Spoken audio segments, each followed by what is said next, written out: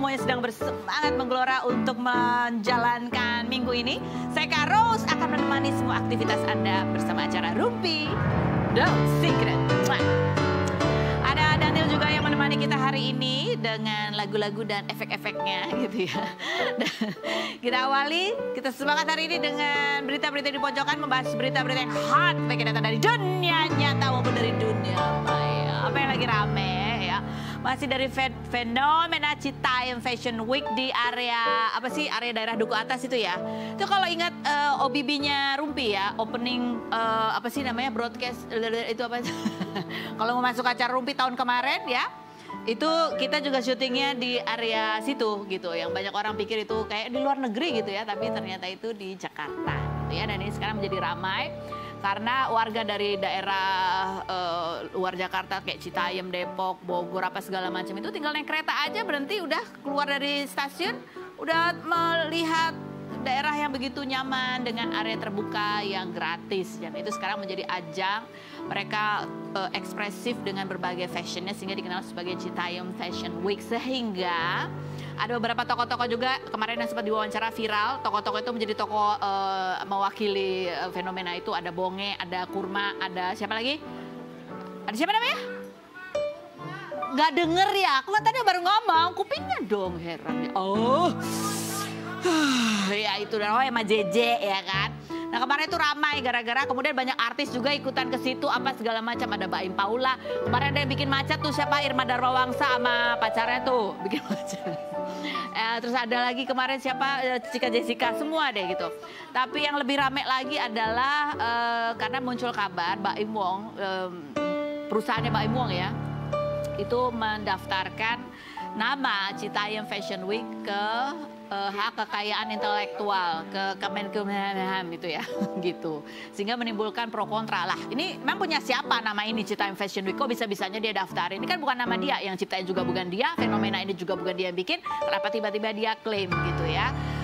Ini nih ada dua sebenarnya yang mendaftarkan hak kekayaan intelektual itu ya. Selain Mbak Imbong ada satu lagi yang depannya namanya Indigo apa itu entah siapa, tapi karena Mbak Imbong ini dikenal orang jadi dialah yang menjadi sasaran murka netizen.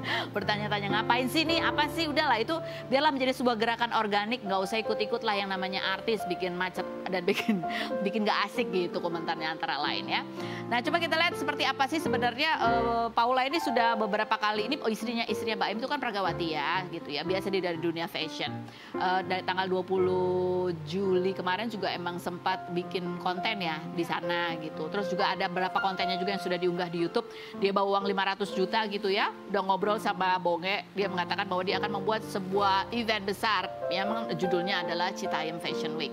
Kayak apa, coba kita lihat bagaimana kronologinya. Paula waktu itu ke daerah Duku Atas, ke CFW, dan juga dia mendatangi Bonge sambil bawa koper 500 juta. Berikut ini. Coba kita lihat komentar netizen yang begitu mengetahui ada rencana Mbak Ibu untuk mendaftarkan nama Citayam Fashion Week itu sebagai hak kekayaan intelektual. Karena ini maksudnya kalau aku sendiri ya untuk disuruh komen juga sebenarnya ini maksudnya gimana? Kalau didaftarkan haki atas nama perusahaannya Mbak Ibu, jadi gimana kalau orang mau pakai itu mesti bayar ke Mbak Ibu gitu atau gimana gitu ya kan? Terus ini punya siapa namanya hak kekayaannya, kan yang ciptain juga nggak tahu siapa gitu nama itu ya. Ini ada komentar-komentar netizen yang begitu murka. Salah satunya juga ada dari Ernest Prakasa ya, stand up comedian. Dia bilang gini, daftarin open mic ke haki, daftarin roasting ke haki. Ini orang lain lagi ya, bukan Baim Wong. Ini sebuah fenomena gitu, ada beberapa orang yang mendaftarkan nama-nama yang sebetulnya sudah generik, yang ya kayak nama gitu, tapi didaftarin seolah-olah jadi milik individu gitu. Citayam Fashion Week ke haki, serakah banget jadi manusia gitu. Komentar lainnya, haki itu hanya adalah hak. Kok bisa-bisanya merasa berhak atas sesuatu yang bukan ciptaan mereka sendiri, nggak tahu malu. Haki itu dibuat untuk melindungi kreator agar pekerja kreatif bisa sejahtera dari ide dan karya mereka sendiri. Bukan dulu-duluan main sikat, mumpung belum ada yang daftarin. Tolonglah pakai akal sehat dan hati nuraninya. Begitu ini pandangan dari Ernest Prakasa ya. Komentar netizen lainnya coba kita lihat ya. Made by the poor, stole by the rich. Ini salah satu yang kemudian juga ramai di kutip-kutip orang begitu ya. Kalau mau support ya ajarin mereka cara daftar haki, bukan justru daftar atas nama sendiri. Mereka tuh siapa juga ya gitu, karena kan banyak, dan yang bikin juga nama itu siapa gitu. Yang pertama kali pakai baju ke situ. Iya kan orang kalau ke situ pakai baju ya. Masih ya. Tiba-tiba dipatenin orang. Emang bener kalau kata orang, tongkrongan kalau ada orang kaya masuk jadi nggak asik katanya gitu ya. Nah tadi pagi Mbak Imong bikin klarifikasi di Instagramnya. Dia bilang, oke mana tuh? Dia bilang bahwa ini dia tidak mengklaim nama itu menjadi milik dia, tetapi dia bilang itu adalah milik Indonesia. Tujuannya salah satunya kenapa dia daftarkan ke Haki itu adalah supaya fenomena itu menjadi fenomena yang bisa bertahan lebih lama, bukan cuma musiman gitu ya. Sehingga ini juga bisa digunakan untuk memajukan fashion di Indonesia, fashion Indonesia di mata dunia, karena dia ingin membuat sebuah nama itu menjadi juga sebuah ajang. Dia mengatakan juga bahwa dia tuh approach-nya udah ke banyak pihak ya, ke kementerian juga ada, kemudian dia juga sudah tanya seandainya itu nanti ada apa-apa, karena kan sekarang macet banget ya, apabila dipindah gitu nanti daerah mana kira-kira yang visible untuk diadakan kegiatan itu dan lain sebagainya, termasuk juga bertanya kepada tokoh-tokoh gitu yang menjadi ikon Citaim Fashion Week seperti Bongke dan lain sebagainya. Itu penjelasan dari Mbak Imong gitu ya. Nah kemudian ini yang menarik terakhir adalah Pak Ridwan Kamil yang kemarin juga sempat fashion show di Zebra Cross yang ada di daerah Duku Atas itu, dia juga memberikan pendapatnya. Dia bilang katanya nasihat saya, tidak semua urusan di dunia ini harus selalu dilihat dari sisi komersil. Fenomena Citaim Fashion Week ini adalah gerakan organik akar rumput yang tumbuh kembangnya harus natural dan organik pula gitu ya. Sekalinya diformalkan dan dimewahkan apalagi oleh orang luar malah akan hilang tujuan dan maksudnya, dan biasanya gerakan malah akan mati muda gitu ya. Karena ini kan fenomena memang cepat banget ya. Cepat terjadi, cepat naiknya, kemudian banyak jalan cepat macetnya gitu ya. Biarkan ini jadi cerita bahwa fashion jalanan tetap adanya di jalanan, bukan di Sarinah, bukan di podcast, bukan pula harus menginternasional. Biarkan tetap selebel, bukan haute couture. Itu pendapatnya Ridwan Kamil, termasuk juga kayaknya dia juga ada nyindir juga ya. Ada selesai dia bilang ya kalau memang istrinya apa gitu, kayak nih, ada kalanya mereka hanya butuh ruang ekspresi dan tidak perlu negara ikut campur gitu. Jika ingin diorganisasikan lebih baik, biarlah mereka sendiri yang mengurusnya gitu. Anda dan istri sudah hebat, punya kerja-kerja luar biasa, lanjutkan. Tapi bukan untuk inisiatif yang ini. Saran saya, daftar hakinya dicabut aja. Terima kasih jika bisa memahami. Hatur nuhun gitu ya. Saya kayak termasuk yang setuju untuk udahlah nggak usah dibikin jadi formal gitu. Karena kalau jadi formal tuh jadi kurang asik memang ya. Kan anak-anak zaman sekarang itu sukanya yang indie-indie gitu ya. Ketika itu menjadi sesuatu yang terstruktur gitu malah jadi hilang esensinya bahwa ini adalah milik masyarakat umum gitu. Milik masyarakat umum, dinikmati oleh masyarakat umum, kegembiraan mereka menikmati ruang terbuka yang sekarang banyak sekali, terutama di pusat kota Jakarta dengan trotoar yang lebar-lebar, dengan tamannya, ada tempat duduk dan lain sebagainya gitu ya. Biarin aja sih kalau menurut saya gitu ya. Tapi ya kalau ada artis gitu jangan dimarahin. Kalau artis gitu jangan pakai mobil katanya. Kan itu kan fenomenanya adalah naik kereta, turun, keluar, cakep gitu pemandangannya. Jadi naik kereta lah. Kalau dari sini ada mana keretanya? Ini stasiun Tebet. Oke, baiklah. Bicara soal viral, ada juga ini juga sesuatu yang viral ya. Viralnya karena apa? Karena sosok ini membantu korban kecelakaan yang terjadi pada sekitar tanggal 20 juga ya, 20 Juli di perempatan daerah Cibubur. Ketika ada lampu merah di area turunan dan ada satu truk tangki yang tidak bisa ngerem sehingga menabrak mobil di depannya dan motor-motor sehingga jatuh korban, 10 korban meninggal dunia. Dan sosok ini uniknya adalah ketika dia menolong korban itu, dia sedang ngamen dengan menggunakan baju Iron Man. Kita lihat profilnya Kurwanto berikut ini. Kurwanto, pengamen berkostum tokoh pahlawan Iron Man berusia 21 tahun ini viral karena banyak diwawancarai media setelah menolong salah satu korban selamat dari kecelakaan maut truk Pertamina yang terjadi di Jalan Transyogi Cibubur pada 18 Juli kemarin. Di mana saat terjadi kecelakaan, Kurwanto langsung melempar topeng Iron Man-nya ketika melihat korban berteriak minta tolong karena kakinya terjepit bumper bagian depan truk. Kurwanto mengaku sempat merasa miris dengan orang-orang yang sibuk merekam sampai ia harus berteriak untuk membantunya menolong korban. Kecelakaan yang terjadi dari arah Cibubur menuju Jonggol ini berawal saat truk mencoba mengerem di posisi jalan turunan lampu merah, namun remnya tidak pakem sehingga truk menabrak satu mobil dan 10 motor sampai menewaskan 10 orang. Pria yang telah menikah dan dikaruniai anak perempuan ini pada 24 Juli kemarin didatangi Gubernur Jawa Barat Ridwan Kamil dan diberikan uang 5 juta rupiah sebagai bentuk apresiasi. Seperti apa kisah Kurwanto yang dijuluki netizen sebagai Iron Man sesungguhnya? Saksikan kisah selengkapnya hanya di Rumpi No Secret. Kita panggilkan Mas Kurwanto.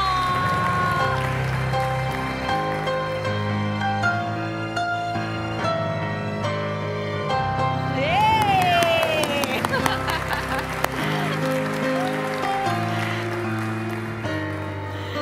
Oke, halo Mas Kurwanto, aku di sini, Mas.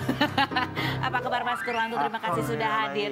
Mas Kurwanto ini adalah salah satu orang yang begitu sigap menolong korban kecelakaan begitu ya. Ada yang tergencet motornya gitu ya. Kalau orang-orang lain banyak yang hanya mengambil gambar, Mas Kurwanto langsung membuka topengnya. Set! Dan langsung turun tangan. Yeay. Mas Kurwanto silakan duduk, Bisa duduk kan? Bisa ya Mas Kurwanto, silakan duduk Mas.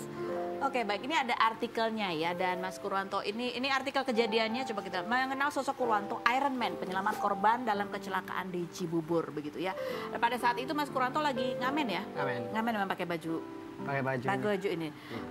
Boleh cerita lagi nggak pada saat kejadian itu yang Mas Kurwanto lihat tuh seperti apa sih waktu itu? Kan saya kan ngamen daerah Cibubur. Memang di perapatan itu, di lampu merah itu? CBD, Jalan Ternate gitu. Paling jarak saya dari saya ngamen ke kejadian kecelakaan itu paling 20 meteran. 20 meteran. Nah iya. Terus ngeliat tuh brak gitu ya kan? Iya. Dari atas ada mobil Pertamina. Remnya amblong nabrak. Itu dulu mobil merah. Tabrak mobil merah ke kanan, baru motor. Gitu. Nah, ini kan kalau banyak yang biasanya kalau lihat kecelakaan itu langsung jadi apa ya? Jadi nggak kaget gitu kan? Iya. Tapi kalau Mas Kurwanto kan langsung nolong. Refleks ya memang ya. Apa yang dilihat waktu itu sehingga refleks untuk menolong? Itu lihat korban yang di depan. Nggak ada yang nolongin, minta tolong. Dia teriak-teriak tuh? Iya. Langsung saya buka helm, buang helm sama kotak duit ya.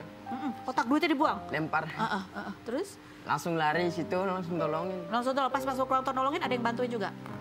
Enggak, belum. Saya sendiri dulu. Sendiri dulu? Orang lain pada ngerekam dulu. Oke. Nah, baru saya ngomong, ayo bantuin. Kata saya, jangan cuma ngerekam doang. Ini korban masih hidup, kasihan. Kakinya kejepit. Jadi diangkat itu? Iya, baru ada orang waskita datang. Pakai dari proyek ya? Iya. Untuk memotong itu? Untuk motor itu. Nongkel motor. Baru dah, itu banyak yang nolong. Banyak yang nolong habis itu. Mas Kurwanto juga sesudah itu juga kan ada korban tewas di tempat itu juga membantu menutupi jenazah di situ? Setelah saya nolongin yang korban di depan bemper itu, saya nggak langsung situ nolongin yang korban yang meninggal. Saya masuk dulu ke situ, tempat Suzuki, nanya sama supir. Kejadiannya gimana Mas? Kata si supir, remnya belum Mas, nggak ketahan kena muatan. Itu udah mentok. Jadi sambil nangis itu. Jadi Mas Kurwanto juga sempat ngobrol sama pengemudinya, pengemudi truk itu.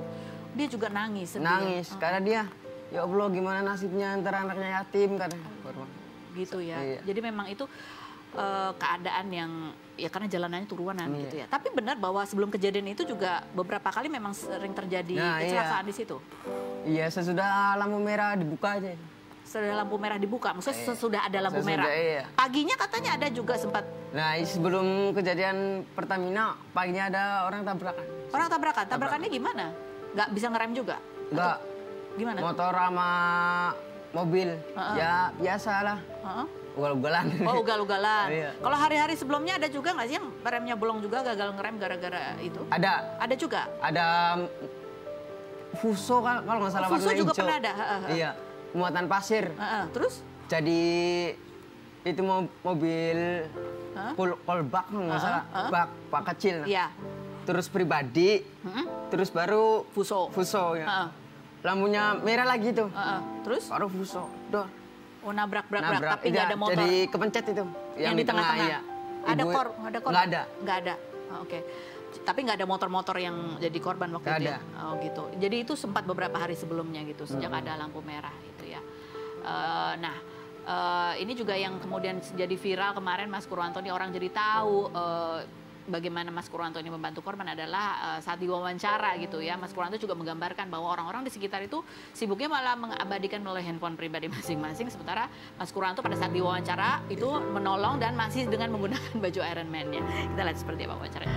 Dan karena itu juga Mas Purwanto ini mendapatkan apresiasi dari Gubernur Jawa Barat Pak Ridwan Kamil ya. Iya, dikasih apa, gimana ketemu Pak Ridwan Kamil? Pak Ridwan Kamil ngomong apa? Kata Pak Ridwan suruh jelasin itu. Diceritain. Iya, biasa kronologinya seperti apa. Nah, Mas Purwanto ini juga udah menikah, udah punya bayi ya? Udah. Umur berapa bayinya? 4 bulan. Baru 4 bulan. Menikah di usia muda ya, 19 tahun. 19 tahun. 19 tahun. Kalau ngamen di situ udah berapa lama Mas Purwanto? Kalau di CBD doang itu 4,5 bulan. 4,5 bulan. Sebelumnya ngapain? Sebelum ngamen di situ? Sebelum ngamen di situ ngamen di Keranggan. Sebelum di Keranggan itu nyortir. Nyortir rongsok. Nyortir rongsok. Jadi memang biasa kerja sabutan sampai 4,5 bulan kemarin kerja di itu. Dan kalau selama ngamen selalu pakai kostum begini atau ini baru-baru aja idenya? Baru 4,5 bulan ini. Oh, dari sejak di situ di CBD. Cibubur itu, CBD itu. Ini siapa yang buat? Beli atau gimana? Kalau ini yang buat saudara sendiri. Saudara sendiri. Materialnya dari apa sih? Dari itu apa? Busa. Dari busa. Busa. Kenapa yang dipilih adalah Iron Man? Keren aja sih. Keren, emang suka Iron Man? Iya. Apa yang disukai dari Iron Man? Kalau Iron Man mah asli mah belum pernah lihat ya. Belum pernah Cuma lihat? ya dari temen aja, wah lihat keren. Warna-warnanya merah, Iya, merah. ada emasnya. Belum pernah nonton film Iron Man? Belum. Pengen nonton film Iron Man? Ya pengen. Pengen nonton. Nanti kita temenin nonton Iron Man ya. Luar biasa. Tapi tahu kan bahwa Iron Man itu seorang pahlawan, superhero. Kamu cita-citanya apa sebetulnya Mas Kumar? TNI. Kamu pengen cita-cita tadinya jadi TNI. Kenapa nggak jadi? Sempat daftar jadi TNI? Enggak, kurang biaya. Kurang biaya? Iya. Masih ada keinginan untuk jadi? Masih. Masih. Oke, mudah-mudahan ada yang denger ya. Bisa ada yang bantu Mas Purwanto untuk jadi TNI. Kenapa ingin jadi TNI Mas Pur? Pengen mengabdi aja ke negara. Pengen mengabdi pada negara. Apa yang Mas Purwanto rasakan setelah Mas Purwanto sigap menolong korban kecelakaan pada saat itu? Seneng aja sih korban bisa selamat. Udah ketemu sama korban yang ditolong? Alhamdulillah udah. Alhamdulillah udah. Ngobrol apa sama korban? Ya ngobrol-ngobrol, ya terima kasih. Kondisinya gimana? Sekarang ya apa belum sembuh lah. Belum sembuh ya? Iya. Tapi udah sempat ketemu? Udah sempat ketemu, begitu ya. Ini ada video yang mau kita tunjukkan ini pada saat Pak Ridwan Kamil ya bertemu juga ke Mas Purwanto. Pak Ridwan Kamil tahu nggak kalau kamu punya cita-cita pengen jadi TNI? Enggak. Enggak ya. Nanti aku kasih tahu ya. Pak Ridwan yang jadi TNI tolong dibantu, Pak. Ya. Kita lihat ini seperti apa pada saat dikunjungi Pak Ridwan Kamil berikut ini. Dapat uang 5 juta dibuat apa? Dikumpulin masih. Dikumpulin. Masih Rencananya untuk apa? Pengen sih buka usaha dulu lah. Buka usaha. Beli motor dulu maksudnya buat jalan ke situ ke tempat amen. Soalnya jauh. Jauh dari mana? Paling dari kontrakan ke berapa lama tuh dari kontrakan ke tempat ngamen? Berapa ya? Paling 30 menitan lah. Soalnya jalan kaki dulu ke jalan rayanya. 1 kiloan. Oh, jadi kamu jalan kaki dulu baru naik angkutan? Enggak, BM misalnya. Apa?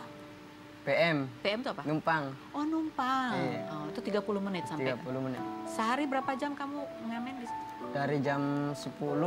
Kalau main di siang mah dari 10 sampai maghrib. 10 sampai maghrib. Iya, kalau sampai malam sampai jam 9. Ya, biasa pulang sehari itu paling banyak dapat berapa? Sehari itu ya sekitaran kisaran 100-200-an. 100-200. Iya. Kalau lagi sepi banget? Sepi banget ya paling 50. 50 ya. Mencukupi itu buat kehidupan sehari-hari? Ya cukup buat makan-makan aja. Soalnya saya mah yang penting saya udah makan aja udah.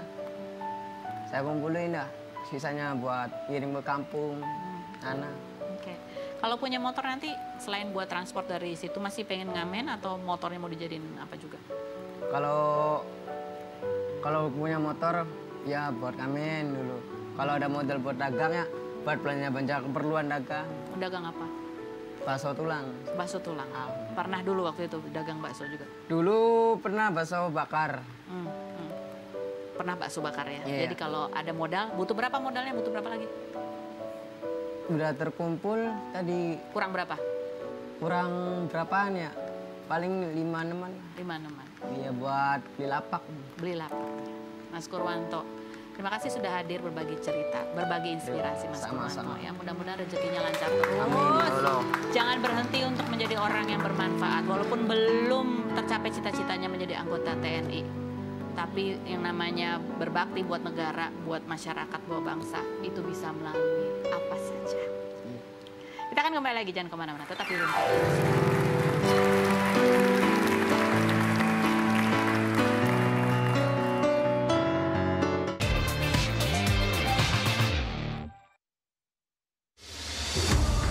Jessica Iskandar, artis berusia 34 tahun yang menikah dengan Vincent Verhaak pada Oktober 2021 ini 15 Juni lalu melaporkan rekan bisnisnya bernama Christopher Stefanus Budianto atas dugaan penipuan terkait 11 mobil yang disewakan dengan kerugian mencapai 9,85 miliar.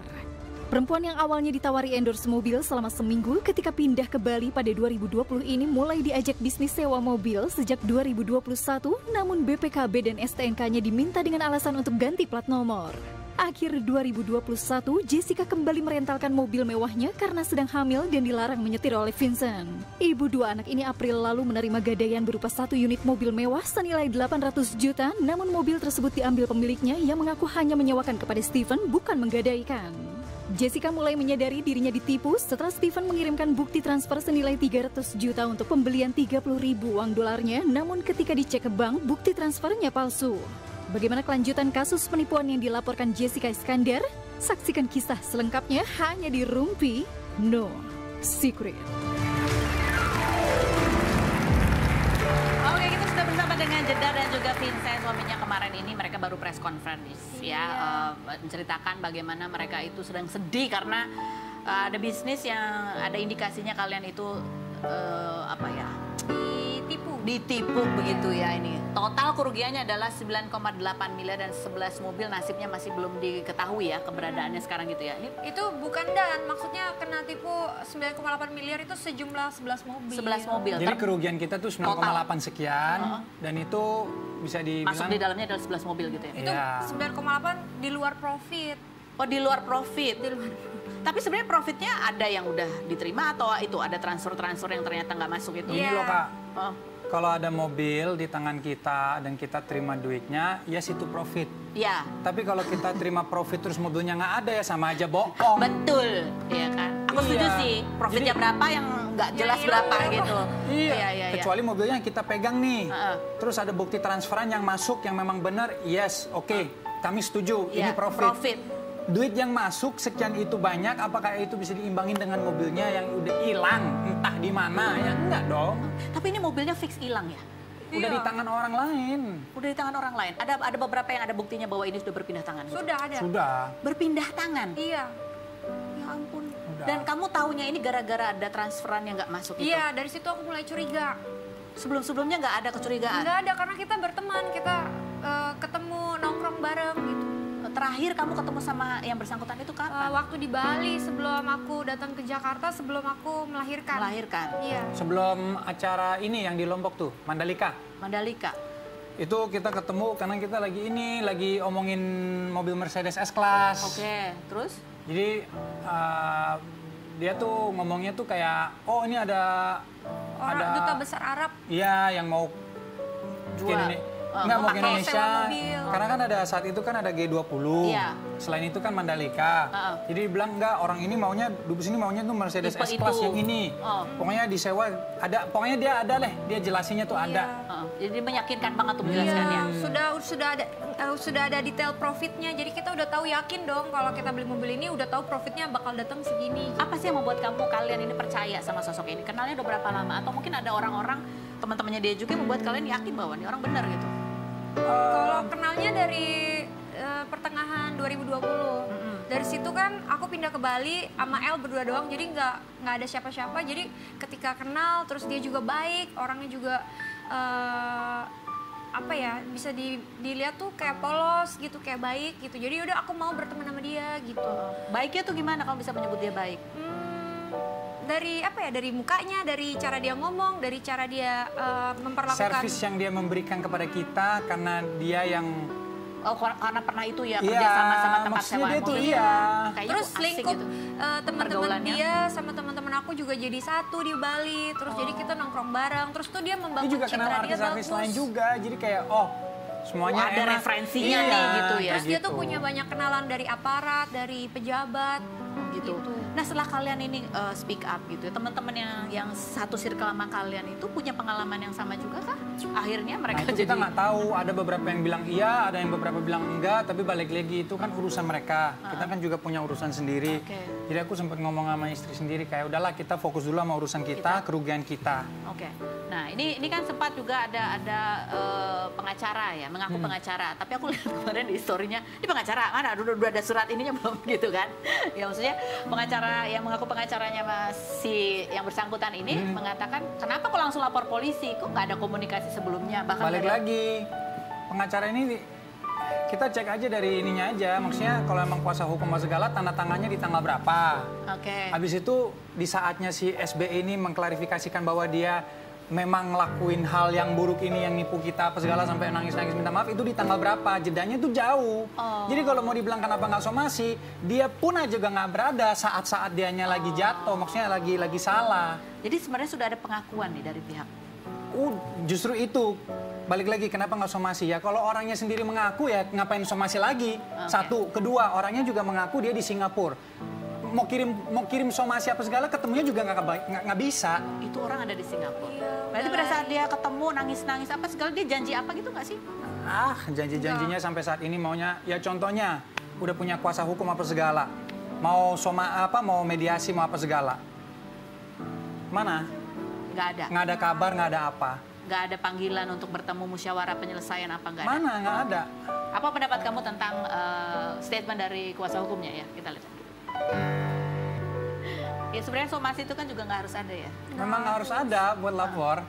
Buat lapor nggak harus ada ya. Nggak usah. Yang penting sudah ada bukti-bukti. Bukti karena balik lagi hukum itu bukan ditentukan dengan omongan tapi dengan bukti. Kalau bukti dan laporan semua ada. Dari terakhir kamu ketemu yang dia nangis-nangis itu sampai sekarang itu udah berapa bulan tanpa kejelasan apa? Bukan ketemu Kak. Jadi aku telepon by phone. Karena udah pergi dia. Udah ke Singapura? Iya. Kamu nggak pengen nyusul dia ke sana? Masih bayi, masih kecil. Kayaknya Vincent udah pengen ke sana gitu ya. Dia bilang apa waktu itu? Ya dia mengakui bahwa dia memang menjual mobil aset-aset kalian. Iya, dia bilang ya udah dijual, udah diambil sama orang ini, BPKB udah di tangan ini. Dia udah ngomong udah ngejelas, ibarat kata dia udah ya sorry terus kerugian aku gimana? Ini kan kamu bekerja sama dengan satu individu ini, tapi kan individu ini mewakili sebuah institusi tempat rental itu kan. Kenapa yang kamu somasi atau yang kamu laporkan sosok satu ini, tapi perusahaannya enggak? Karena kan berhubungan sama sosok ini. Transaksi kan semua juga ke dia, kontrak dia yang tanda tangan. Oh dia yang tanda tangan, Dan jelas siapanya gitu orang. Dia yang ambil barang, dia yang bawa kontrak. Dia yang datang ke rumah untuk bikin kontrak dan tanda tangan kontrak, ya berarti berurusannya sama dia. Tapi dari perusahaannya sendiri ada respon kah pada kalian? Dia ya itu, jadi mungkin ya balik lagi kita kan kita udah serahkan ke kuasa hukum. Iya, kuasa hukum dan aparat kepolisian untuk selidiki itu. Ini jadi kalian aja melaporkan sebagai pembuka jalan. Nanti biarlah itu proses hukum yang akan merinci begitu ya. Baiklah. Kita masih akan kembali lagi. Apa yang bisa kita pelajari nih dari apa yang dialami oleh mereka berdua gitu ya. Apa yang perlu kita perhatikan nih kalau mau berbisnis supaya nggak ada lagi korban-korban selanjutnya. Tetap di Rumpi.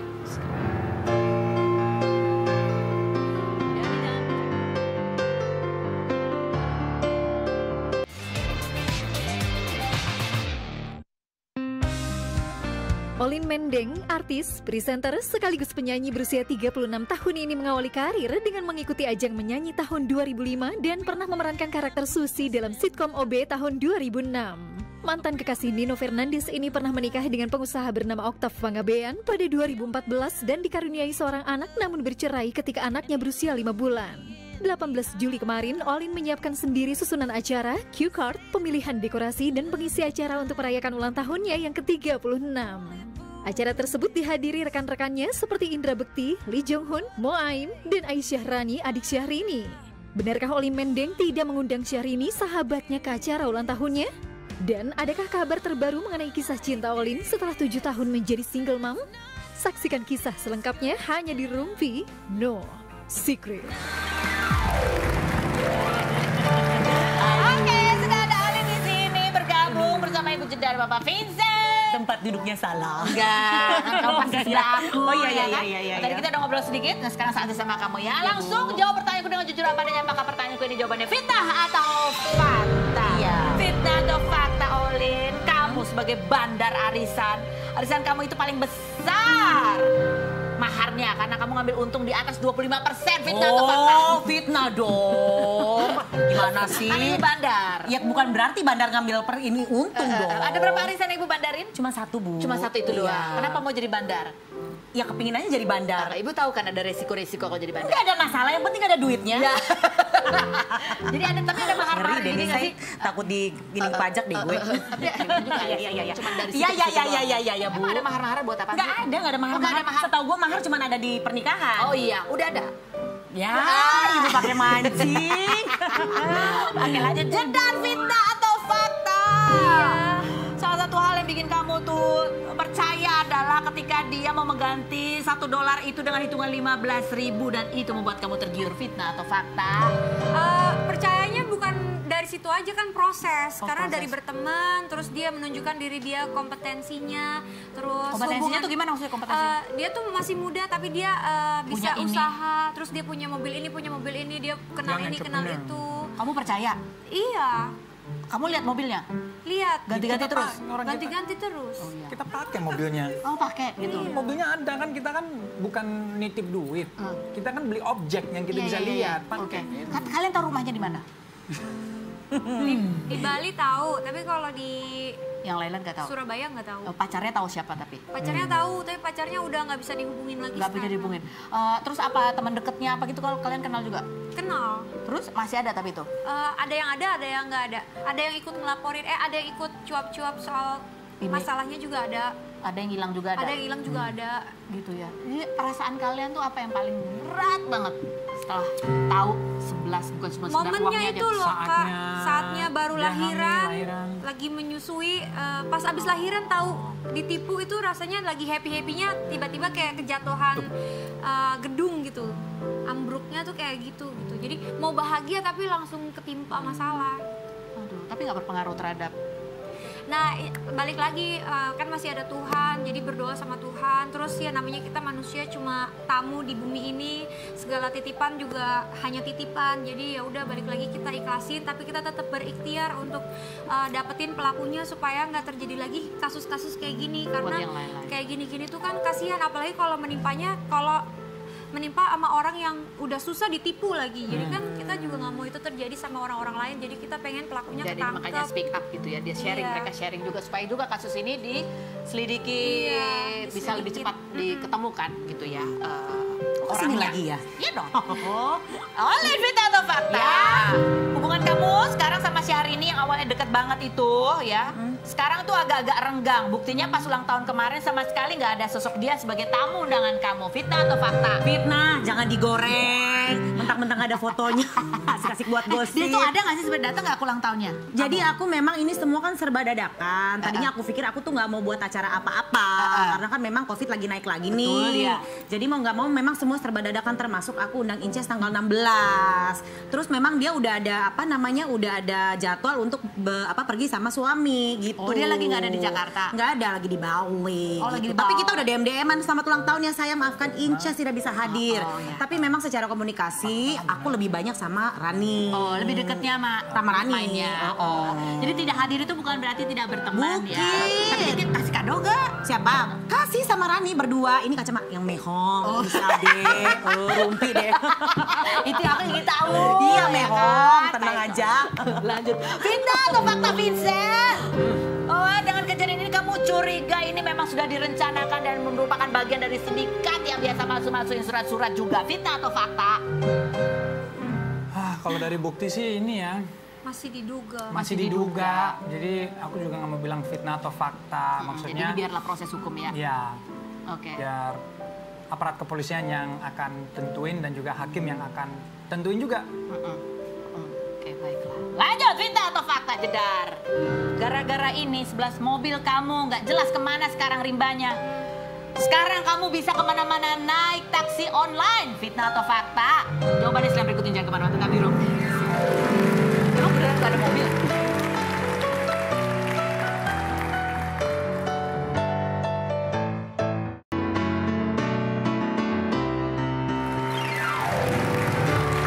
Baik, kita kembali bersama tamu-tamu saya. Ada Q&A yang mau kita baca. Yang pertama, ada pertanyaan buat siapa? Kak Paulin, bisa nggak sih bandar arisan itu dijadikan profesi?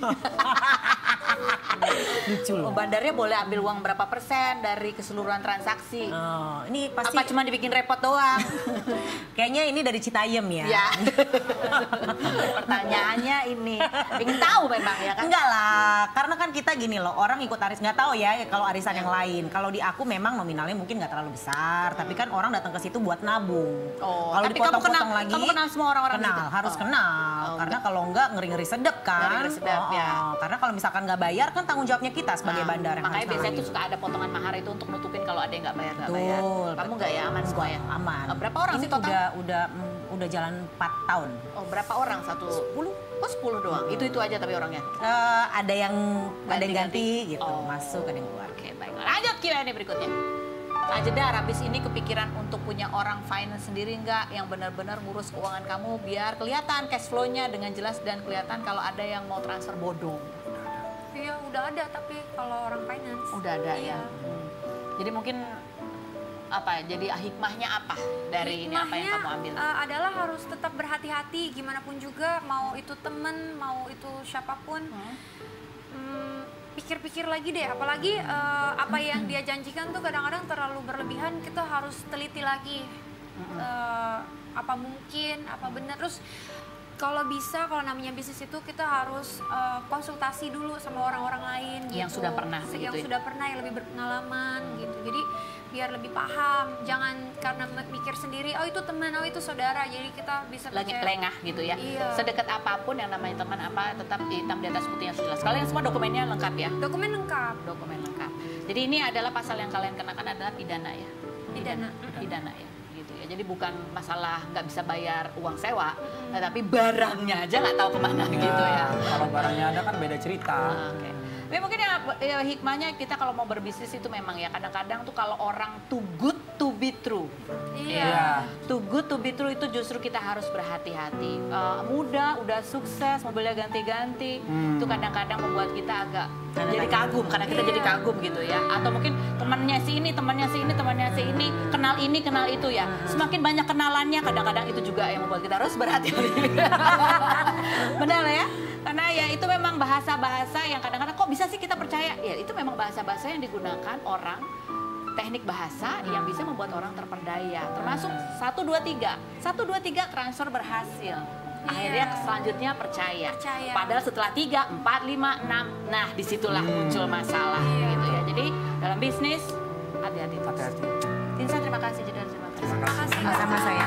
Masuk dalam soal cari jodoh juga jangan yang terlalu tinggi omongannya. Jangan terlalu tinggi takutnya ketabrak satelit. Datang lagi sama Jom di acara Novi.